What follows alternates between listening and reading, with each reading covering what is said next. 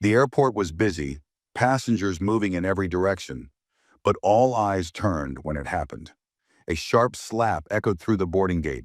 An elderly woman's cane hit the floor as she steadied herself, lifting her gaze to the flight attendant who had just struck her. The entire terminal fell silent. Ms. Pratt, the flight attendant, stood stiffly, her face tight with frustration. "I told you to step aside," she snapped. But the elderly woman didn't argue. She didn't raise her voice.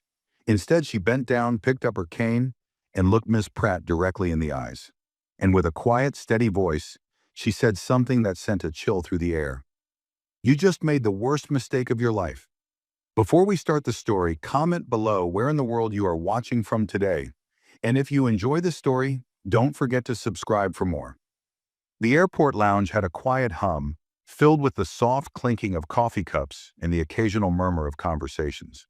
In a corner near the window, Eloise Lancaster sat with her hands gently folded over the handle of her cane. She was dressed in a simple navy blue dress, her silver hair neatly pinned back. Her presence was unassuming, blending in with the rest of the travelers waiting for their flights. She watched the planes take off in the distance, her expression calm, as if she had done this countless times before. A young businessman, Dorian Vance, sitting nearby, noticed her and with a polite nod stood up to offer his seat. She gave him a small smile and thanked him, but she remained seated, perfectly comfortable where she was. Most people didn't give her a second glance. Just another elderly woman traveling alone. But the ones who did notice had no idea who she really was. At the check-in counter, the flight attendants were busy organizing the boarding process, their voices crisp as they directed passengers.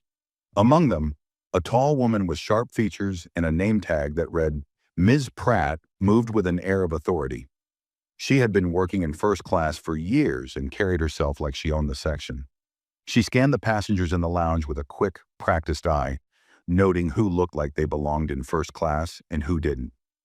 Her gaze briefly passed over Eloise before moving on, barely registering her presence.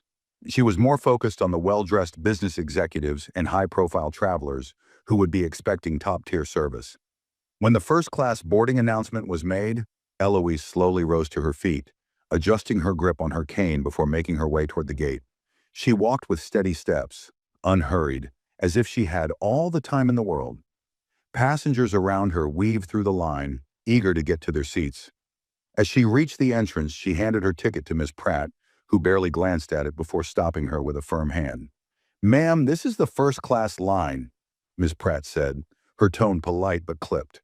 Eloise looked up at her, her expression unreadable. "Yes, I know," she replied, her voice gentle. Miss Pratt sighed, looking down at the boarding pass in her hand. She frowned slightly, her eyebrows knitting together. The seat number was in first class, but that didn't make sense to her. "Are you sure this is your ticket?" Ms. Pratt asked, tilting her head slightly as if expecting an easy explanation. Eloise didn't seem offended. "I'm quite sure," she answered simply. Ms. Pratt pressed her lips together, glancing behind Eloise to see if a caretaker or family member would step forward to clarify the mistake. But no one did. Eloise was traveling alone.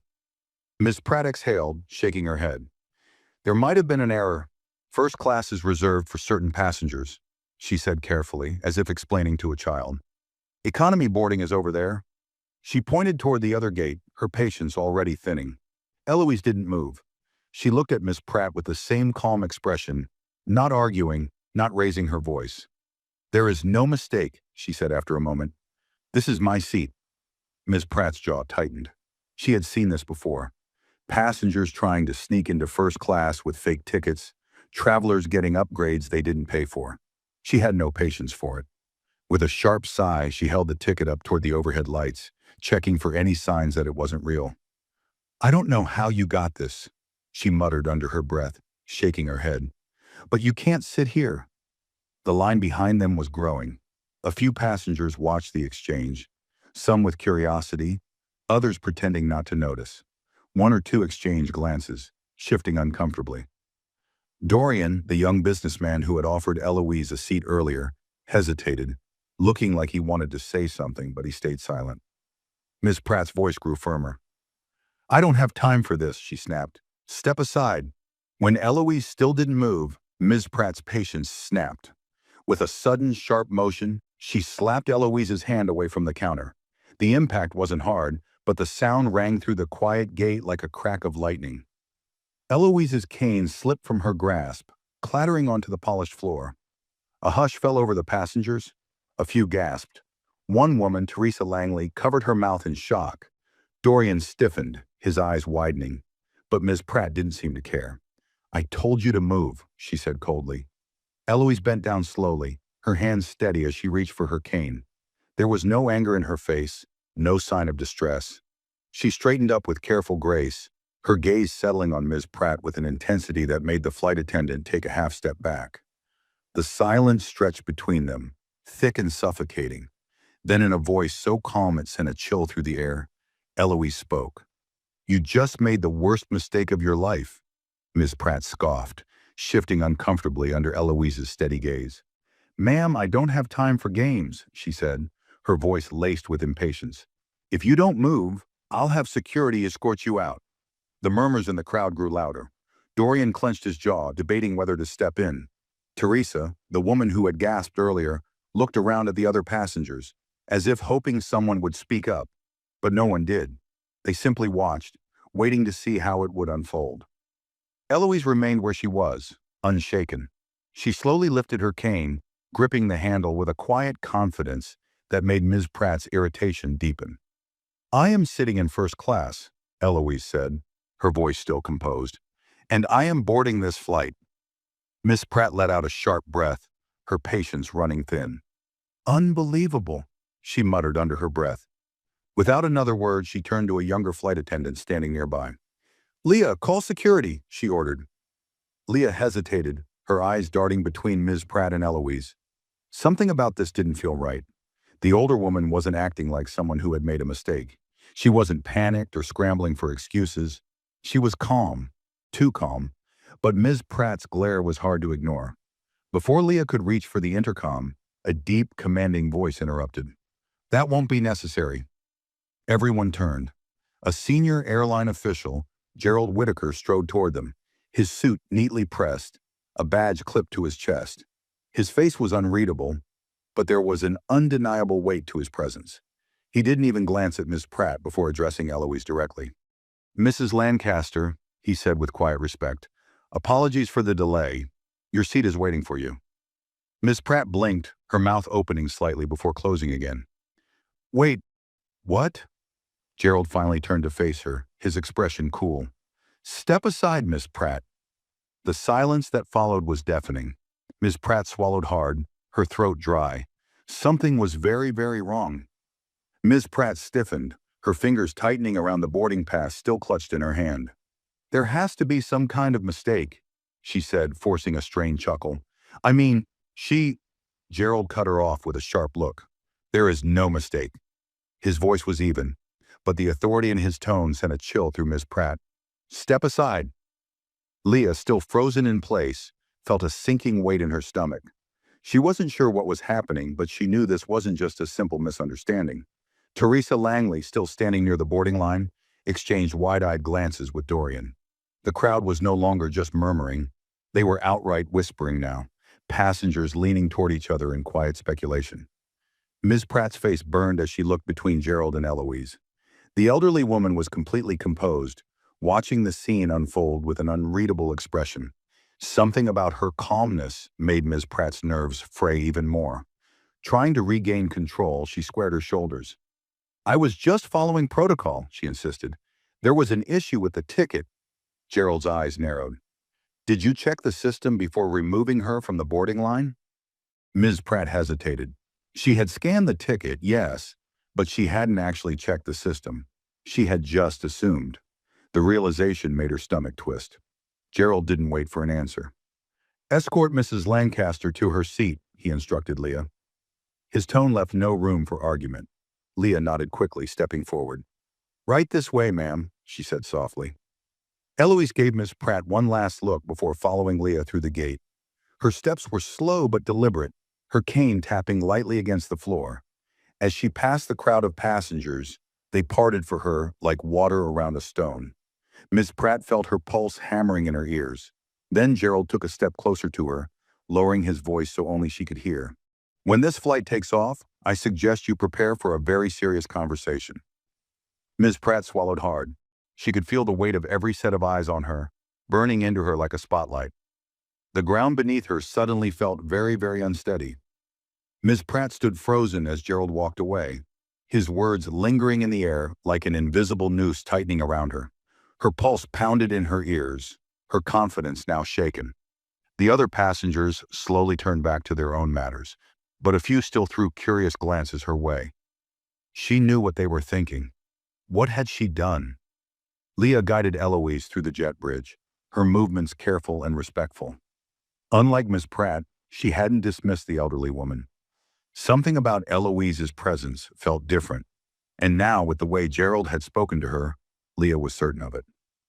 "I apologize for that, ma'am," Leah said as they reached the first-class cabin. "I should have stepped in sooner."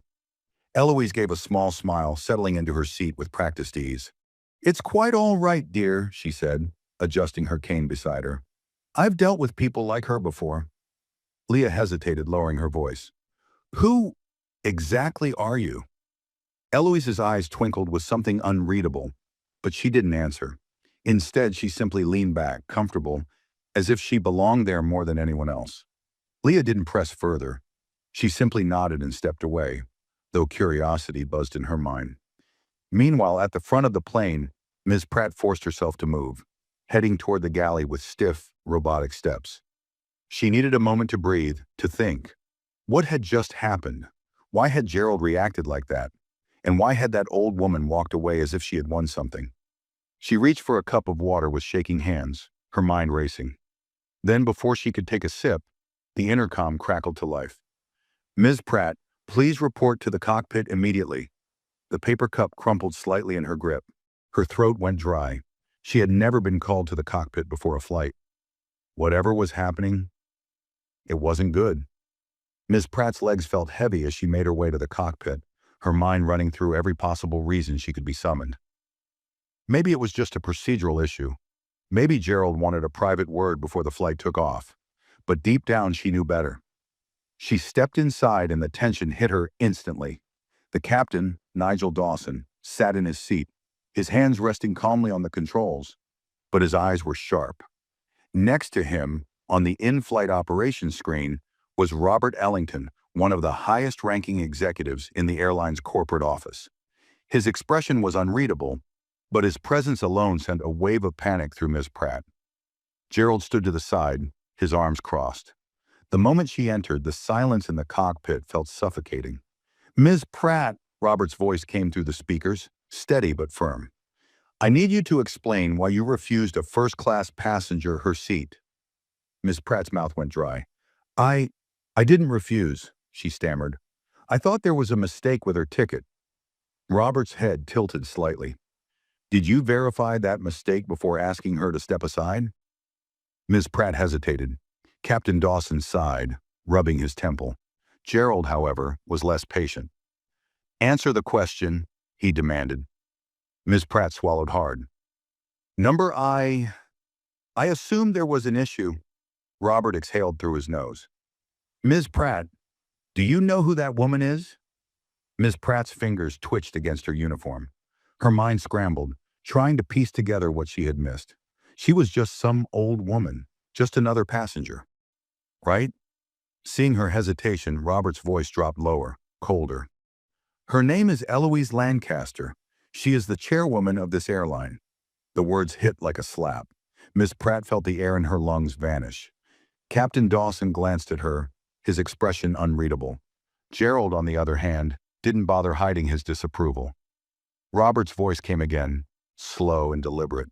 "The founder of this company, the woman who built this airline from the ground up, and you humiliated her in front of an entire boarding gate." Ms. Pratt's knees nearly buckled. She had slapped the hand of the most powerful woman in the airline industry, in front of passengers, in front of employees, in front of people who would never forget it. Robert let the silence stretch before delivering the final blow. "You will fix this immediately, or you will not be working here when this plane lands." Ms. Pratt's throat tightened, her pulse hammering in her ears. She struggled to process Robert's words, but they echoed in her mind like a relentless drumbeat. Eloise Lancaster, chairwoman, founder, the most powerful woman in the airline. How had she missed this? How had she been so blind? She forced herself to speak, though her voice felt foreign in her own mouth. I, I didn't know, she said weakly. She didn't. What, Miss Pratt? Gerald's voice cut through the cockpit, sharp as a blade. His patience had run dry. Didn't look like she belonged? Didn't meet your personal standard for first class? Ms. Pratt flinched at the accusation. That's not, Robert interrupted, his voice cold. Miss Pratt, do you think that if you had recognized her name, you would have treated her the same way? Ms. Pratt opened her mouth, but no words came, because they all knew the answer. If she had known who Eloise was, she would have greeted her with respect, escorted her personally, and ensured she had the finest service. She wouldn't have dared to question her ticket. She wouldn't have slapped her hand. Her silence only confirmed what they already knew. The weight of the room pressed down on her. Captain Dawson exhaled heavily, shifting in his seat. Gerald shook his head, his jaw set in disappointment. Robert, still watching from the screen, gave a slow nod, as if he had expected this outcome all along. You will return to Mrs. Lancaster, Robert said, his voice final. You will offer her a full, public apology in front of the passengers you humiliated her in front of, and then you will personally escort her to her seat and ensure she is treated with the highest level of respect. Ms. Pratt's stomach twisted.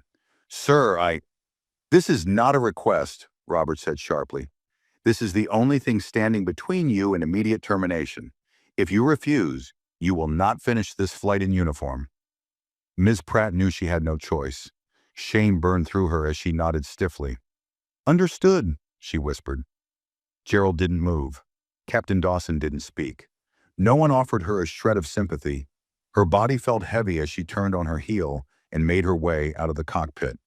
The moment she stepped back into the first-class cabin, she felt the shift. Passengers were settled now, but their eyes flickered toward her. They knew. Maybe not everything, but they knew something had happened. The murmurs from the gate had followed her here, and now every step she took toward Eloise Lancaster felt like a walk of shame.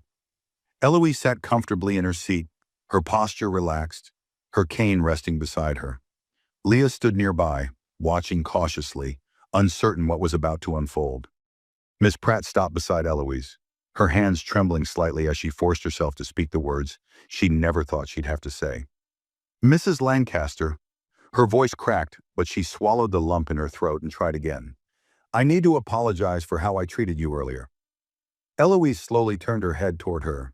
The elderly woman's face remained calm, but there was something in her eyes, something unreadable, something sharp. The moment stretched between them. Passengers nearby shifted, their curiosity heightening. Even Leah held her breath, waiting. Ms. Pratt's shame deepened. She had humiliated this woman. She had treated her like an inconvenience, like she didn't belong, and now she was the one feeling small. She inhaled shakily and continued. I misjudged you. I was wrong, and I sincerely apologize. Eloise studied her, then tilted her head slightly. Apologize for what exactly? The question made Ms. Pratt's stomach churn. She wanted to shrink away, to end this as quickly as possible, but she knew she couldn't. Not without making this right. So, she forced herself to say the truth. I assumed you didn't belong in first class. I treated you unfairly, and I disrespected you in front of everyone. Eloise didn't respond right away. She let the words settle in the air, making sure Ms. Pratt felt the weight of them. Then finally she nodded once. Thank you for your apology, she said simply. Ms. Pratt exhaled, thinking that was the end of it. But then, Eloise picked up her glass of water, took a small sip, and said something that made Ms. Pratt's stomach drop. Now tell them. The air shifted. Ms. Pratt blinked. Tell who? Eloise gestured toward the passengers, the ones who had witnessed the incident, the ones who had heard her snap at an elderly woman, the ones who had watched her slap the hand of the chairwoman of the airline. I accepted your apology, Eloise said, setting her glass down. But they need to hear it too. Miss Pratt felt the blood drain from her face. A cold wave of dread washed over Ms. Pratt as Eloise's words settled into the air. The passengers who had been stealing glances at the scene now stared openly, waiting to see what would happen next. The soft hum of the aircraft's engines filled the silence, but inside the cabin, the tension was suffocating. Ms. Pratt felt her entire body tighten. Apologizing to Eloise had been humiliating enough, but now she was being asked to admit her mistake in front of everyone? She could already feel the judgmental stares, the whispering, the silent condemnations from people who had done nothing when it had mattered. Why should she be the only one held accountable? But she didn't have a choice. Robert Ellington had been clear. If she didn't make this right, her career was over before the plane even left the ground. She swallowed hard, forcing herself to turn toward the cabin. Her hands clenched into fists at her sides before she slowly unclenched them, forcing her arms to rest stiffly at her front. Her throat felt painfully dry. She started, but the words barely came out. The moment felt too big, too overwhelming.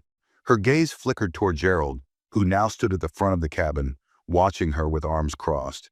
His eyes held no sympathy, only expectation. She had dug this hole. Now she had to climb out of it. Ms. Pratt inhaled deeply, then spoke louder, forcing her voice to carry. "I need to apologize to all of you." A murmur rippled through the cabin. A few passengers sat up straighter. Dorian, the businessman from earlier, lifted an eyebrow, his fingers still idly tapping against the armrest of his seat. Teresa Langley, the woman who had gasped when Eloise had been slapped, watched with quiet satisfaction. Miss Pratt forced herself to continue. "Earlier, before we boarded, I made an assumption about a passenger, an assumption that was wrong. I treated Mrs. Lancaster unfairly. I questioned her place in first class when I had no right to." She paused, inhaling sharply, her pride clawing at her like an open wound. "And Her jaw tightened, the words feeling like thorns on her tongue. "I put my hands on her in a way that was completely inappropriate." Now the murmur in the cabin grew louder. Some exchanged surprised glances, while others nodded knowingly. They had seen the slap. They had heard Miss Pratt's condescending tone. But hearing her admit it, hearing her say it out loud, made the moment hit differently. Miss Pratt's pulse pounded in her ears. She forced herself to lift her chin slightly, to own what she had done, even though it made her feel exposed. "What I did was unprofessional, uncalled for, and completely unacceptable," she said, her voice quieter now. "And for that, I sincerely apologize." A heavy silence followed. Ms. Pratt didn't know what she had expected. Maybe some kind of acknowledgement, maybe for someone to dismiss the whole thing and move on. But the worst part was the way everyone simply stared. There was no applause, no verbal forgiveness. Just a long, excruciating moment where she could feel the weight of her mistake pressing down on her like a boulder. Then finally Eloise spoke. "Thank you for your apology," she said, her voice as composed as ever. "But I do hope you understand something, Miss Pratt." Miss Pratt turned back to face her, dreading what was coming next. Eloise leaned forward slightly, her sharp eyes locking onto Miss Pratt's. "If I were just another elderly woman, if I were just another passenger, do you think you would be standing here right now?" The question hit like a punch to the gut. Ms. Pratt's breath hitched. She knew the answer. They all did. If Eloise had been anyone else, if she hadn't been the chairwoman of the airline, there would have been no intervention, no apology, no consequences. Ms. Pratt would have continued her day as if nothing had happened. The passengers around them shifted uncomfortably. Some looked away. Others held their gazes firm, waiting to see if she would dare to deny it. Ms. Pratt's hands clenched at her sides again, but this time there was no frustration, only shame. She swallowed, struggling to find her voice. When she finally spoke, it was quiet. "No," she admitted. "I wouldn't." Eloise didn't react right away. She just studied her, as if searching for something deeper. Then with a small, knowing nod, she finally leaned back in her seat. Miss Pratt's stomach twisted as she turned, eager to escape the attention now burning against her skin. But before she could walk away, Gerald's voice stopped her cold. "Miss Pratt," he said, his tone neutral but heavy with meaning, "escort Mrs. Lancaster for the remainder of this flight." Personally, Ms. Pratt went still, her head snapped up, eyes widening slightly. That wasn't just a punishment. That was a public display of power. Eloise's presence alone would be a constant reminder of her mistake. And now, instead of escaping to the galley and hiding from the rest of the flight, she would have to serve the very woman she had disrespected. Eloise, meanwhile, simply picked up her book and turned the page. The message was clear. This wasn't over yet. Miss Pratt felt her entire body tense at Gerald's words. Escort Mrs. Lancaster for the remainder of this flight. Personally, it wasn't a request. It was a demand, one she had no choice but to obey. A part of her wanted to argue, to insist that another flight attendant could handle it, but she had already pushed her luck too far. The humiliation of apologizing in front of everyone had left her pride in pieces. But this was worse. The murmurs in the cabin had quieted, but the air still felt thick with tension. The passengers weren't just watching anymore. They were waiting to see how Miss Pratt would handle her new reality. Leah hesitated beside her, clearly uncertain whether she should step in. But Gerald's sharp gaze left no room for negotiation. Miss Pratt inhaled sharply, forcing herself to move. She turned stiffly back toward Eloise, her hands clasped tightly in front of her. "If there's anything you need, Mrs. Lancaster," she said, voice strained, "please don't hesitate to ask." Eloise didn't look up from her book right away. She took her time, finishing a line before slowly turning her gaze toward Miss Pratt.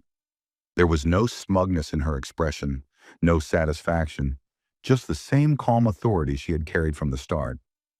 "I'll keep that in mind," Eloise said simply, before returning to her reading.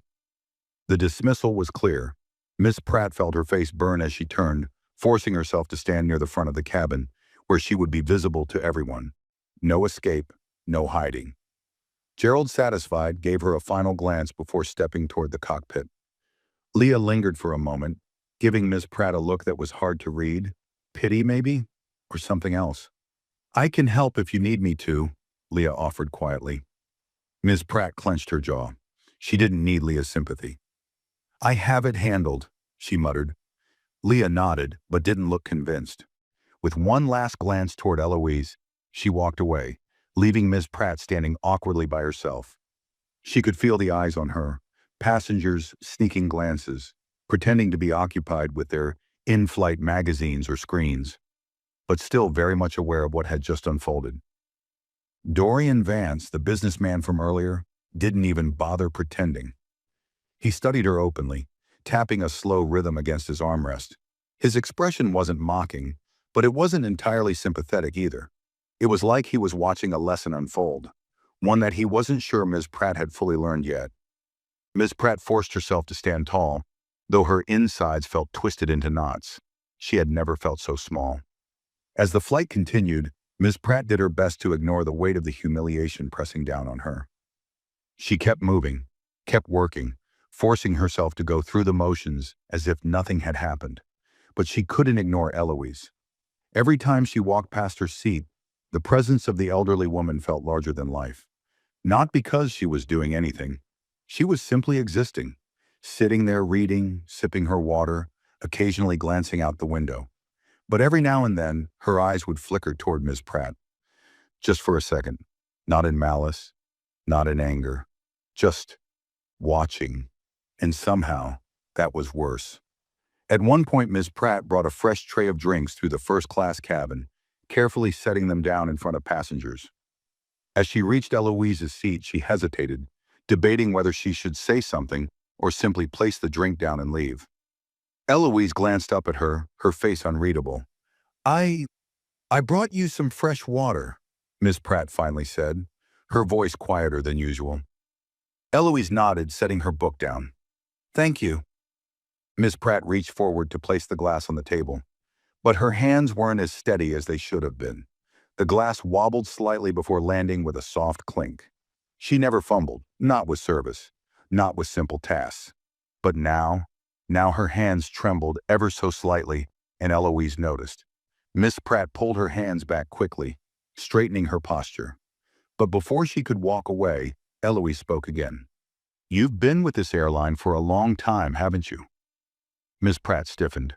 "Yes," she said cautiously. Eloise studied her for a moment, then nodded. And in all that time, has anyone ever questioned whether you belonged here? Miss Pratt's stomach twisted. She knew what Eloise was really asking. Had anyone ever assumed she wasn't fit for her job? Had anyone ever dismissed her before she even had the chance to prove herself? Number. Of course not. She had always walked through the cabin with confidence. She had never been looked down on, never been told she didn't belong, but that was exactly what she had done to Eloise. Miss Pratt's mouth felt dry. She didn't know what to say. She wanted to defend herself, to say that it wasn't about that she had just been doing her job, that she had just been trying to maintain order. But that would be a lie. So, for the first time in a long time, Miss Pratt said nothing. Eloise didn't press further. She simply picked up her water, took a slow sip, and returned to her book. Miss Pratt turned away, but the weight of the conversation clung to her like a shadow. For the first time, she wasn't just humiliated. She was ashamed.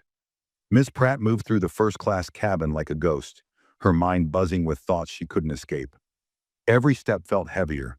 Every glance from the passengers felt like another reminder of the moment she had lost control.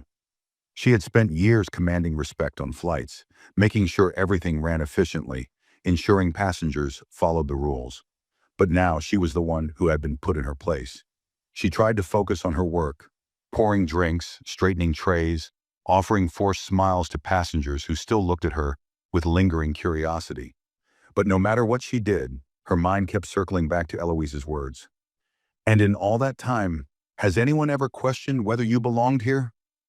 Ms. Pratt knew the answer, and she hated that she knew. At the front of the plane, Gerald stood near the galley, arms crossed as he watched her move stiffly through the aisles.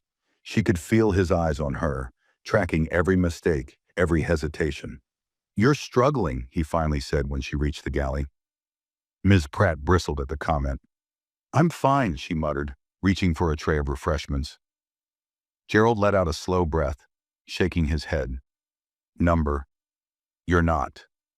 Ms. Pratt's jaw clenched, but she didn't respond. Gerald leaned slightly against the counter, lowering his voice so only she could hear. "You've been doing this job for a long time, Pratt. Long enough to know better than what you pulled back there." Ms. Pratt stiffened. "You assumed something about her," Gerald continued. "And that assumption? It wasn't about her ticket. It wasn't about rules. It was about what you thought a first-class passenger should look like." Ms. Pratt's fingers dug into the edge of the counter. "I didn't mean—" "Doesn't matter what you meant," Gerald interrupted, his voice firm. "It matters what you did." Ms. Pratt felt the sting of those words, but she refused to let it show. She squared her shoulders, keeping her face neutral. "I already apologized," she said, her voice flat. Gerald studied her for a long moment, then gave a slow, knowing nod. "Yeah," he murmured, "but do you even understand why you're apologizing?" Ms. Pratt's breath caught in her throat. She wanted to snap back, to tell him of course she understood. She had made a mistake. She had disrespected a passenger. She had misjudged the situation. But deep down, she knew that wasn't what he was asking. He wasn't asking if she understood what she had done. He was asking if she understood why she had done it. Ms. Pratt turned away, busying herself with a napkin that didn't need adjusting. "I need to get back to work," she muttered. Gerald didn't push further. He just exhaled and stepped back. "Then get back to work," he said simply. But as she left the galley, his words lingered. The flight continued without further incident. Passengers settled into their seats, meals were served, drinks were poured. But Ms. Pratt could feel the energy in the air had changed. She wasn't in charge anymore. She wasn't the respected, confident flight attendant commanding the cabin. She was the lesson, and everyone on that plane had learned something from watching her fall. Dorian Vance, the businessman from earlier, caught her eye as she moved past his seat. "Quite the day, huh?" he mused, sipping his drink. Miss Pratt forced a thin smile. "Just another flight," she said, trying to sound casual. Dorian smirked. "Sure," he said, unconvinced. He glanced toward Eloise, who remained perfectly calm in her seat, flipping the page of her book. Then he looked back at Miss Pratt. "You know, I travel first class all the time," he said, voice low. "And I've seen flight attendants like you before. Strict, efficient, no patience for nonsense. Usually I respect that." Ms. Pratt's eyebrow twitched slightly. "Usually," Dorian shrugged, swirling the liquid in his glass. Usually, he repeated. But today I saw someone who thought she could decide who belonged and who didn't. And that? He took a slow sip, letting the words hang between them. That's not respect. That's bias. Ms. Pratt felt the hit of his words like a slap. She wanted to walk away, wanted to dismiss him, just like she had dismissed Eloise. But she couldn't, because deep down she knew he was right. Dorian didn't say anything else. He just turned back to his drink, the conversation over. Ms. Pratt walked away, but the weight in her chest only grew heavier. She had spent years thinking she was good at her job because she followed the rules.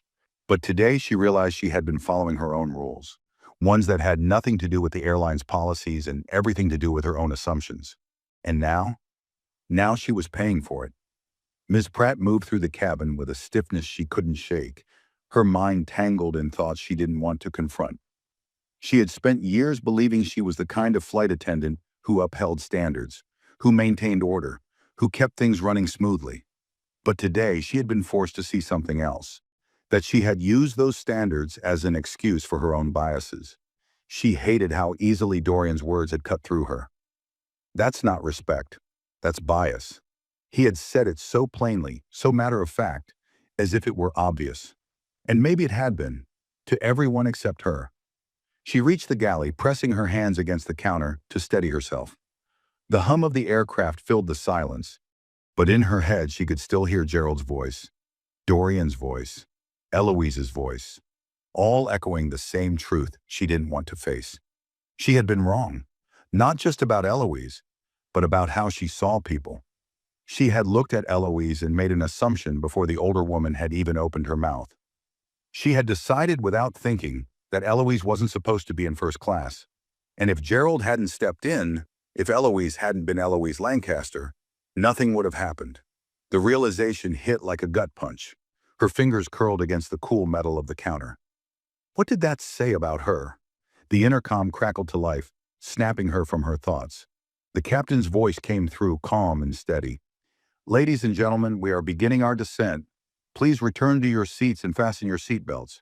Flight attendants, prepare the cabin for landing. Ms. Pratt straightened, brushing off her uniform as if she could shake off the discomfort pressing down on her. She turned on autopilot, moving through the motions as she had done thousands of times before, checking seatbelts, securing tray tables, making sure everything was in place. But she wasn't really present. Her mind was still back at the gate, back in that moment when she had made the wrong call and never once second-guessed herself. She reached Eloise's seat last. The older woman was already buckled in, hands resting gently over her lap, looking out the window at the city growing closer beneath them. For a moment, Miss Pratt just stood there, unsure if she should say something, if she even could say something. Then before she could decide, Eloise spoke without turning her head. You're thinking about it now, aren't you? Miss Pratt tensed slightly. Thinking about what? She asked, though she knew exactly what Eloise meant. Eloise finally turned to face her, her expression unreadable. About why you did it. Miss Pratt opened her mouth, but the words didn't come. Because Eloise was right. She had been thinking about it. Ever since she had stepped out of that cockpit, ever since she had been forced to stand in front of the entire cabin and own up to her actions. And now, standing here in front of Eloise, she didn't have an excuse left to give. The plane jolted slightly as the landing gear lowered, the familiar pressure shift signaling they were nearly there. But inside the cabin, everything felt too still, too quiet. Miss Pratt finally exhaled. I don't know why I did it, she admitted. And for the first time, it wasn't a deflection. It was the truth. Eloise studied her for a long moment before nodding once. Then figure it out, she said simply. Miss Pratt swallowed hard, but she nodded, because for the first time, she realized she needed to. She wasn't sure if she could fix this. She wasn't sure if she even deserved to. But she did know one thing. This moment, this mistake, it was going to follow her long after the plane touched the ground. The wheels of the plane touched the runway with a smooth but firm landing, and a quiet murmur rippled through the cabin as passengers stirred in their seats. Seatbelts clicked as people instinctively reached to unfasten them, though the sign was still lit. A voice came over the intercom, calm and professional. Ladies and gentlemen, welcome to our destination. Please remain seated with your seatbelts fastened until the captain turns off the seatbelt sign. On behalf of our crew, we'd like to thank you for flying with us today. The usual rustling sounds of post-flight anticipation filled the cabin. Passengers stretching, shifting in their seats, gathering their personal belongings. But Ms. Pratt felt none of the routine comfort she usually did in this moment. Instead, she felt something she had never felt before after a landing. Dread. Her stomach twisted as she looked toward the jet bridge, already knowing that whatever waited for her outside this plane wasn't going to be good. At the front of the first-class cabin, Gerald was already on the in-flight phone, speaking quietly with ground operations. His back was straight, his posture as firm as ever, but there was a slight tension in his movements that told Ms. Pratt he wasn't just preparing for another routine arrival. Eloise, meanwhile, remained as composed as ever, showing no urgency as she reached for her handbag and cane. She didn't seem eager to rush off the plane like most passengers. Instead, she moved with the same steady patience she had shown since the beginning. But when her eyes flickered toward Ms. Pratt, the weight behind them was heavier now. Ms. Pratt forced herself to stand tall. She had done what they asked. She had apologized. She had faced the humiliation. She had served Eloise without protest for the remainder of the flight. So why did it still feel like this wasn't over? The seatbelt sign dinged off. Immediately, passengers began gathering their bags, stepping into the aisles. First-class passengers moved at their usual unbothered pace, taking their time as they reached for their designer carry-ons and neatly folded coats. Dorian Vance stood, adjusting his suit jacket before turning to Miss Pratt. "Well," he said smoothly, shouldering his bag, "that was certainly eventful." Miss Pratt said nothing. Dorian studied her for a moment, then gave a slow nod. "You'll be thinking about today for a long time, I imagine." Miss Pratt felt something in her chest tighten. She didn't want to admit it, but he was right. Without waiting for a response, Dorian turned and stepped off the plane, disappearing into the jet bridge. Miss Pratt inhaled sharply, bracing herself. She knew she had to keep moving, to keep working. Even if her hands felt heavier, even if her legs felt unsteady. She turned back toward Eloise, watching as the older woman adjusted the strap of her handbag, gripping her cane lightly in one hand. There was no hurry in her movements, no indication that she was eager to step off. Instead, Eloise finally met Miss Pratt's gaze again, studying her the way one might study an unsolved puzzle. Miss Pratt felt exposed under that gaze. Then Eloise finally spoke. "Walk with me," she said. Miss Pratt blinked. "Excuse me?" Eloise gave a small nod toward the open jet bridge. "Walk with me." It wasn't a request. Miss Pratt hesitated, every muscle in her body screaming at her to find an excuse to stay behind. But Gerald's voice cut through her hesitation. "Go," he said, his tone making it clear she wasn't being given a choice. Miss Pratt clenched her jaw, exhaled through her nose, and nodded stiffly. Then as Eloise Lancaster stepped off the plane, Miss Pratt followed. The walk through the jet bridge felt endless. Miss Pratt could feel the subtle shift in the air as soon as they stepped into the airport terminal. Something was waiting for her. Eloise walked at a slow, steady pace, her cane tapping lightly against the floor with each step. Miss Pratt stayed a half step behind, keeping her back straight, her breathing controlled. Passengers parted naturally as Eloise moved, but it wasn't just because she was elderly. There was a presence about her, a quiet authority. Ms. Pratt had spent years commanding flights, maintaining control over passengers and staff alike. But here, walking beside Eloise, she felt more powerless than she ever had before. The terminal ahead grew busier, the noise of travelers filling the space around them. Then Ms. Pratt saw them. A group of airline executives stood near a restricted entrance. At the center of them was Robert Ellington, and next to him, airport security. Ms. Pratt's breath hitched. Her steps faltered for just a second, but Eloise kept walking. The closer they got, the more Ms. Pratt could feel her fate closing in. She had known something was coming, but seeing security standing there made it real in a way she wasn't ready for. Her heart pounded against her ribs, but she forced her expression to remain neutral. The executives straightened when Eloise approached, their expressions polite but tense. Robert Ellington stepped forward first, offering Eloise a respectful nod. "Mrs. Lancaster," he greeted smoothly, "I trust your flight was enlightening." Eloise gave a small, knowing smile. Oh, it certainly was. Robert's gaze flickered toward Ms. Pratt. Ms. Pratt, he said, his voice cool and professional. We need to have a conversation. Ms. Pratt's fingers twitched at her sides. Sir, Robert held up a hand. Not here, he interrupted. Come with us. Ms. Pratt felt her stomach drop. Eloise took a step forward, her voice calm but firm. She will take full responsibility for her actions, she said. Won't you, Ms. Pratt? Ms. Pratt's throat felt dry. She had spent the entire flight trying to convince herself she had already paid the price, that her humiliation had been enough. But standing here in front of the airline's top executives, in front of security officers waiting to escort her away, she realized this was only the beginning. Her career, her reputation, her entire future with the airline.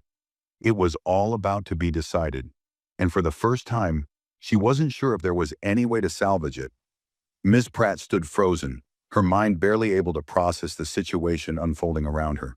The hum of the airport terminal felt distant, almost muffled beneath the crushing weight of reality settling on her chest. This wasn't just a slap on the wrist. This was serious. Robert Ellington stood firm, his expression unreadable, but the presence of security waiting at his side told Ms. Pratt everything she needed to know. This wasn't a quiet, behind-closed-doors discussion. This was a reckoning. Eloise Lancaster remained beside her, unbothered, watching with that same quiet, knowing expression. She wasn't gloating. She wasn't angry. She simply expected Ms. Pratt to face what she had done, and now there was no running from it. Ms. Pratt, Robert said again, his voice carrying just enough authority to cut through her spiraling thoughts. Come with us. For the first time in her career, Ms. Pratt hesitated. She had never been the one on this side of a confrontation. She had never been the one told to step forward, to follow, to explain herself. She had always been the one in control, but now she felt like nothing more than a liability being escorted off a plane. She forced herself to move, her stiff legs carrying her forward beside Robert as they walked toward the executive offices. The security officers followed closely behind. It wasn't quite an arrest, but it felt like one. Passengers still lingering in the terminal watched, some with open curiosity, others quickly looking away, pretending not to notice. But they did. Just like on the plane, the whispers had already begun. Ms. Pratt could feel them pressing against her skin. They reached a set of glass doors with the airline's emblem displayed prominently across them. Beyond those doors, Ms. Pratt knew her fate would be decided. Robert swiped his badge and the doors unlocked with a quiet beep. He gestured for her to step inside. Ms. Pratt hesitated, casting one last glance toward Eloise. The older woman was watching, still calm, still collected. But there was something in her gaze, a silent message. Ms. Pratt had no idea what it was, so she turned away and stepped inside. The doors shut behind her. The conference room was cold, not in temperature, but in atmosphere. The long, polished table gleamed under the fluorescent lights, its surface immaculate and untouched. But the tension in the room was suffocating. Seated at the head of the table was James Whitmore, Senior Operations Manager. His sharp gaze locked onto Miss Pratt the second she entered. Beside him sat two other executives, each with a folder in front of them. Her stomach twisted. That was her file. Sit, James instructed, gesturing toward the chair at the far end of the table. Ms. Pratt obeyed, her back stiff as she lowered herself into the seat. The security officers remained near the door, standing silently like sentinels. James leaned forward, lacing his fingers together. You know why you're here. Ms. Pratt forced herself to nod. Yes, sir. James studied her, his expression unreadable. Then tell me, he said, voice even. What happened on that flight? The words felt like a trap. Ms. Pratt's first instinct was to defend herself, to explain that she had been doing her job, that she had been following procedure, that it had all been a misunderstanding. But she knew better now. So instead, she inhaled sharply and answered honestly. I made an assumption about a passenger, she admitted, and because of that assumption, I treated her unfairly. James didn't react, didn't nod in approval, didn't show disappointment. He simply waited. Miss Pratt swallowed hard. I humiliated her publicly, she continued. I dismissed her, And when she didn't step aside, I put my hands on her. James finally leaned back in his chair. Do you realize what you just admitted to? Ms. Pratt's fingers curled slightly against her lap. Yes. The other executives exchanged glances. They hadn't expected her to admit it so directly. James exhaled through his nose. Miss Pratt, you've been with this airline for how long? 10 years, she answered. 10 years, he repeated, shaking his head. Then you should already know that what you did is grounds for immediate termination. Ms. Pratt's stomach clenched. She had expected those words, but hearing them out loud made it real. James flipped open the folder in front of him, skimming through the printed documents inside. We have passenger statements, a report from the captain, a complaint filed directly by Mrs. Lancaster herself. Ms. Pratt felt her breath hitch. She hadn't realized Eloise had filed a complaint. The weight of it settled heavily on her chest. James closed the folder and placed his hands on the table. The only reason you're in this room instead of already being escorted out of the building is because Mrs. Lancaster specifically requested that we allow you a chance to speak before a decision is made. Ms. Pratt's eyes snapped up in surprise. Wait, she said before she could stop herself. She requested that? James's gaze remained firm. She did. Ms. Pratt couldn't process it.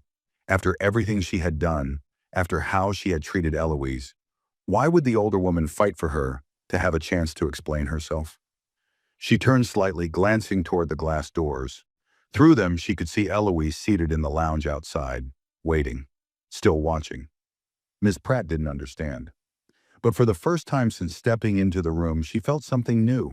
Not fear, not shame, but the opportunity to make this right. She turned back to the table, exhaling slowly. I know I deserve to be fired, she said, her voice quieter now. But I don't want my last moment in this airline to be about what I did wrong. She lifted her chin, her throat tight, but her voice steadier now. I want to prove that I can learn from it. James Whitmore raised an eyebrow. And how exactly do you plan to do that? Ms. Pratt had no idea, but for the first time in a long time, she was ready to find out. A heavy silence filled the conference room as Ms. Pratt's words settled in the air. She could feel every pair of eyes on her. James Whitmore's cold and assessing, the other executives wary and unconvinced. Even the security officers standing near the door seemed to be waiting to see if she had anything worth saying. She swallowed, pushing down the lump in her throat. She had spent the entire flight defending herself in her own mind, convincing herself that she had already done enough to make up for what had happened. But now, sitting here, she knew the truth. Apologizing wasn't enough. Saying she had learned something didn't mean she actually had. James leaned forward, his fingers tapping lightly against the table. Ms. Pratt, do you even understand why this situation is as serious as it is? Ms. Pratt inhaled sharply. She had expected this. She had prepared for it. But now, actually being asked to say the words out loud, she felt the weight of them pressing down on her.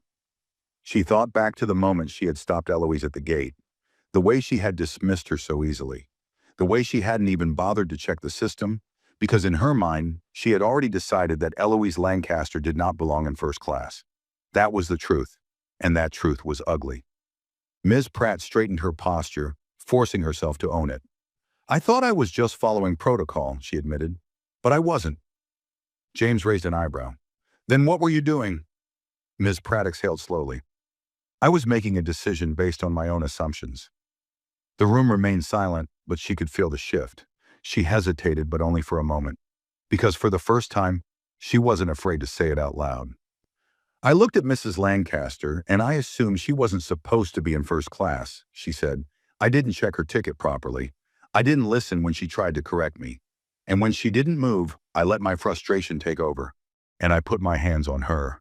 Her stomach twisted as she admitted it all. James's gaze didn't waver. So you're admitting that your actions weren't just a mistake? They were based on bias? Ms. Pratt felt something tighten in her chest. That word, bias, it made her skin crawl. But she couldn't deny it. She nodded slowly. Yes. The confession felt like pulling a blade from her own chest. But the moment the words left her lips, she realized something. This was the first time she had truly, fully admitted it. Not just to save her job, not just because it was expected, but because she finally understood. James leaned back, folding his arms. The other executives exchanged unreadable glances. But no one spoke. For the first time, Ms. Pratt realized they hadn't expected her to say that. They had expected excuses, deflection, some desperate attempt to justify her behavior. Instead, she had given them the truth. James exhaled slowly.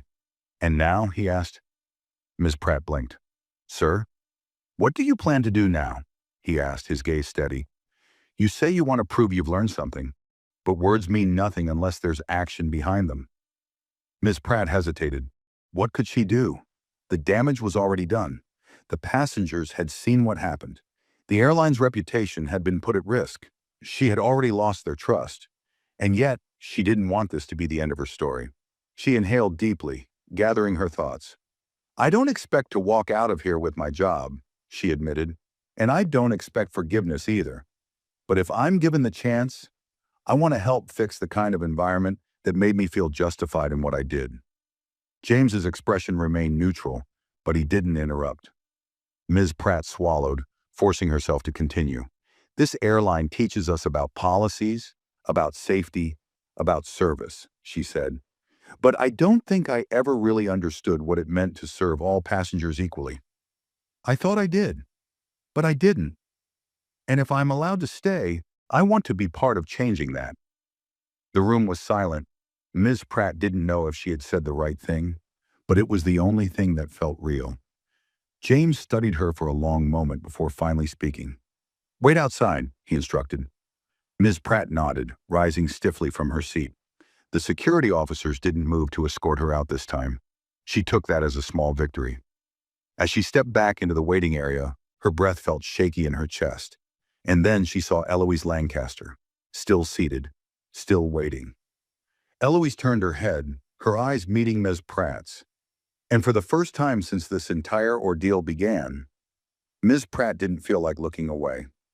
Ms. Pratt stood there facing Eloise Lancaster, feeling the weight of everything that had happened pressing down on her. For the first time, she didn't try to avoid the older woman's gaze. She didn't shift uncomfortably. She didn't pretend that she wasn't standing on the edge of losing everything. She simply waited. Eloise, calm as ever, set her handbag neatly on her lap. "They're discussing your future in there," she said, nodding toward the glass doors of the conference room. Her voice was even, as if this were nothing more than a casual conversation between two strangers. But they weren't strangers anymore. Not after today. Miss Pratt swallowed. "I know." Eloise tilted her head slightly. "And what do you think they'll decide?" Miss Pratt hesitated. If she had been asked that question an hour ago, she would have still been fighting for her job. Still scrambling for excuses, still convincing herself that she could talk her way out of this. But now she wasn't sure she deserved to keep it. She exhaled, her throat tight. "I don't know," she admitted. "I suppose that depends on whether they believe I can change." Eloise studied her, tapping her fingers lightly against the handle of her cane. "Can you?" Ms. Pratt's fingers twitched at her sides. "I'd like to try," she said finally. Eloise gave a soft hum of acknowledgement. Not approval, not dismissal, just acknowledgement. For some reason, that felt heavier than anything else. Ms. Pratt took a slow breath, then finally asked the question she had been afraid to ask. "Why did you request for them to give me a chance to explain myself?" Eloise's lips curled slightly. Not quite a smile, but something close. "Because I wanted to see if you would use that chance to defend yourself," she said, "or if you would use it to face the truth." Ms. Pratt felt something sink in her stomach. That's what this had been about. Eloise had given her a chance to speak, but not because she wanted to hear excuses. Not because she wanted Ms. Pratt to save her job. She wanted to see if Ms. Pratt was even capable of understanding what she had done. And Ms. Pratt finally understood something too. Eloise hadn't been powerless in that moment at the gate. She had allowed Ms. Pratt to show her true nature. And when that nature had revealed something ugly, Eloise had let her sit in that mistake until she had no choice but to confront it. Ms. Pratt exhaled slowly. "You could have demanded that I be fired immediately." Eloise's gaze didn't waver. "Yes," she said simply. Ms. Pratt hesitated, then asked the second question pressing at the back of her mind. "Why didn't you?" Eloise was quiet for a long moment before answering. Because I don't believe in letting people walk away from their mistakes without learning from them. The word sent a strange, unfamiliar feeling through Ms. Pratt's chest. This was no kindness. This was no favor. Eloise Lancaster had never needed an apology from her. She had never needed justice from the airline. What she had wanted was for Ms. Pratt to face herself, and that was exactly what had happened. The doors to the conference room opened. Ms. Pratt turned instantly, her breath catching slightly as James Whitmore stepped out, his expression still unreadable. The other executives followed, their postures rigid, their gazes flickering toward Eloise briefly before settling back on Ms. Pratt. Robert Ellington remained at the door, glancing between them before finally speaking. "We've made our decision." Ms. Pratt's hands curled slightly at her sides. She braced herself. James studied her carefully.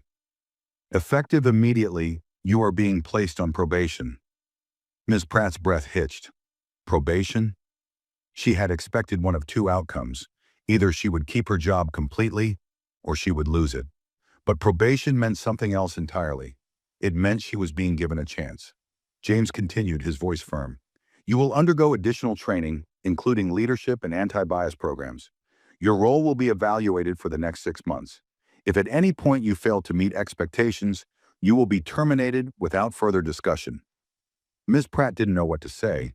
She had thought she was prepared for any answer, but she hadn't expected this. She wasn't being let off easily. She wasn't walking away without consequence. She was being given the opportunity to prove whether she could truly change. The reality of it settled into her chest like a weight. James narrowed his eyes slightly. "Do you understand?" Ms. Pratt straightened her back. "Yes, sir." "Good." James glanced toward Eloise. "Mrs. Lancaster has signed off on this decision. If she had wanted you fired, you would have been." Ms. Pratt slowly turned back to Eloise. The older woman met her gaze without hesitation. She hadn't fought for Ms. Pratt to keep her job. She had fought for her to earn it, and now it was in Ms. Pratt's hands. Ms. Pratt swallowed hard. "Thank you," she said quietly. Eloise gave her a slow nod. "Make it mean something," she said.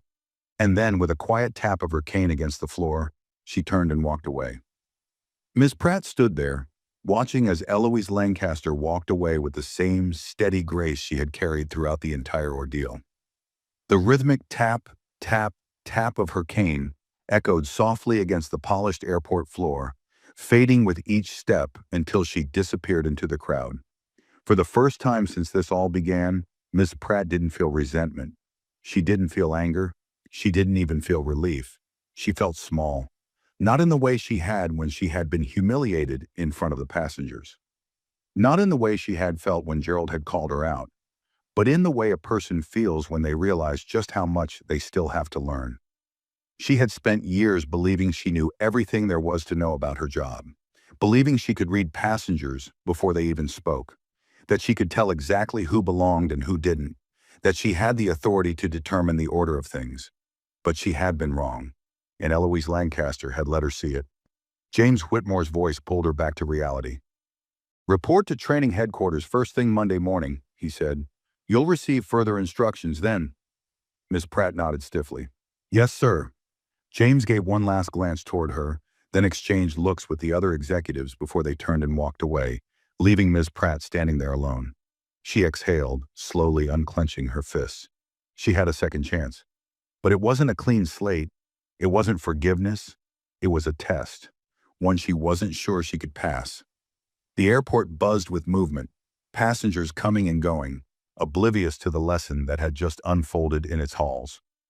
Ms. Pratt turned toward the terminal windows, staring out at the rows of planes lined up along the tarmac. Somewhere, another flight attendant was making the same snap judgments she had made. Somewhere, another passenger was being dismissed without question. And she wondered, for the first time in her life, how many times had she done the same? How many people had walked away from her flights feeling like they had been made to prove they belonged? How many passengers had looked her in the eyes and seen exactly who she was before she ever realized it herself? The thought made her uncomfortable, but maybe that was the point. She wasn't supposed to be comfortable. She had spent her whole career enforcing rules, maintaining control, making sure the cabin ran exactly how she wanted it to. Now, for the first time, she had to listen. She had to learn. She had to change. And this time, she wouldn't have a choice. With one final glance at the emptying terminal, Ms. Pratt took a deep breath. Then, without another word, she turned and walked toward the exit. If you enjoyed this story, make sure to like this video, share your thoughts in the comments, and subscribe to the channel for more stories like this. Thanks for watching.